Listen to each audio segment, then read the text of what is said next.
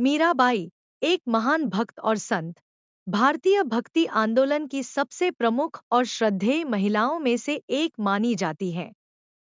उनका जन्म 1498 में राजस्थान के मेड़ता में एक राजपूत परिवार में हुआ था। उनका जन्म एक राज परिवार में हुआ, लेकिन उनका मन सांसारिक ऐश्वर्य में नहीं लगा। बचपन से ही उनका झुकाव भगवान श्री कृष्ण की ओर था और उन्हें उनका आदर्श प्रेमी और भगवान माना।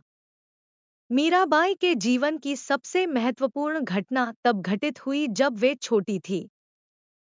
एक दिन उनके घर में साधु महाराज आए, जिन्होंने एक छोटी कृष्ण मूर्ति मीराबाई को दी। उस समय मीराबाई ने साधु से पूछा, यह कौन है?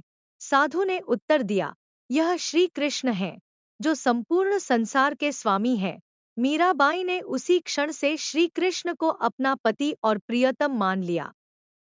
राज परिवार के लोग मीराबाई के इस भावना से अनभिज्ञ थे, लेकिन मीराबाई ने श्री कृष्ण से अपने अद्वितीय प्रेम का प्रदर्शन किया और उन्हें अपना जीवन साथी स्वीकार किया।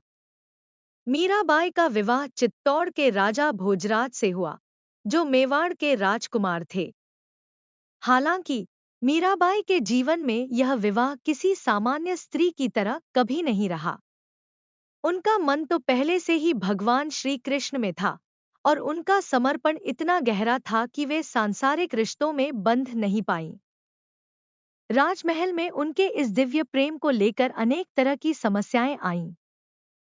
उनके ससुराल के लोग, विशेषकर उनके पति भोजराज और सासननद, इस बात को समझ नहीं पाते थे कि मीराबाई केवल श्री कृष्ण की भक्त थी और उन्हें सांसारिक सुखों से कोई मतलब नहीं था। जब वे भगवान कृष्ण के मंदिर में जाकर भजन कीर्तन करतीं, तो उनके परिवार के लोग इस पर आपत्ति जताते और उन्हें रोकने का प्रयास करते।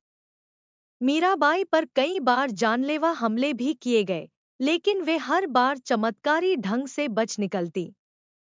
एक बार उन्हें विष का प्याला दिया गया, लेकिन कहते हैं कि वह विष भी अमृत में बदल गया।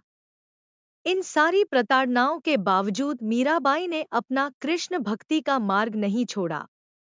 मीराबाई के भजन उनकी अद्वितीय भक्ति का प्रतीक हैं।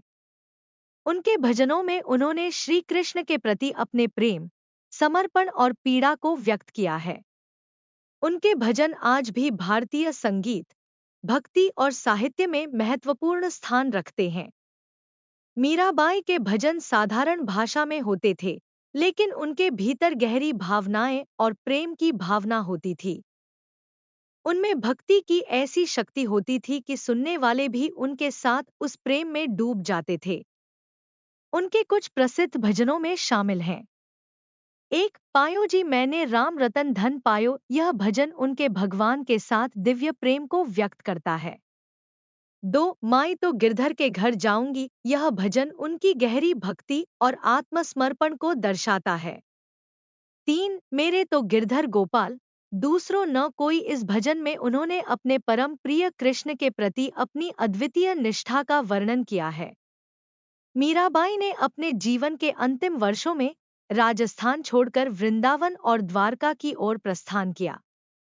कहते हैं कि द्वारका में वे श्री कृष्ण की मूर्ति में समा गईं।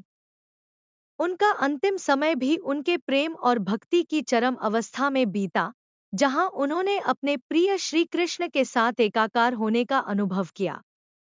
मीराबाई की कथा आज भी करोड़ों भक्तों के लिए प्रेरणा का स्रोत है।